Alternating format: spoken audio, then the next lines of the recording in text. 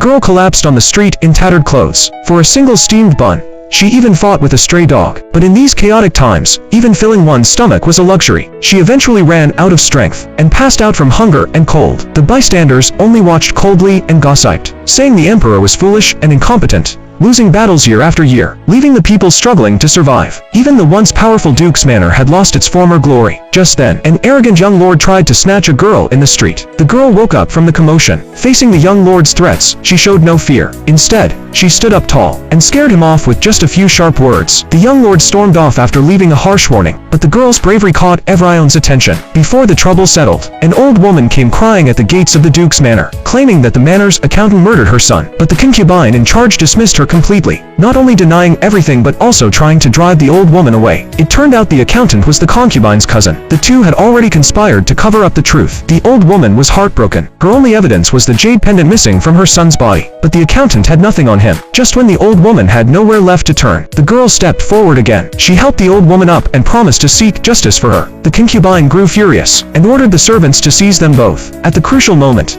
the manor steward rushed over. The concubine tried to blame the girl and the old woman first, accusing them of causing trouble, but the girl stayed calm. She took out a piece of cloth she had found on a servant and pointed out that the fabric was expensive, something ordinary folks could never afford. Only the manor's accountant wore clothes of that quality. The steward was a loyal man, and seeing solid evidence, he immediately ordered the accountant's arrest. Realizing he was doomed, the accountant threatened the concubine on the spot, saying he would expose everything. To save herself, the concubine had no choice but to abandon her cousin. Afterward, she pretended to thank the girl, trying to send her away with money. But the girl refused the reward and made a shocking request. She wanted to live in the duke's manor. Once inside, the girl knew the place was full of dangers. She needed to regain her strength quickly to face what was coming. Sure enough, at the evening banquet, the concubine served a plate of poisoned buns, trying to harm her in secret. The girl saw through it immediately and exposed the concubine's scheme in front of everyone. The concubine's plan fell apart, and she angrily tried to throw the girl out. Meanwhile, far away in the ancestral hall, the duke was grieving over his family's decline. 给你请罪了，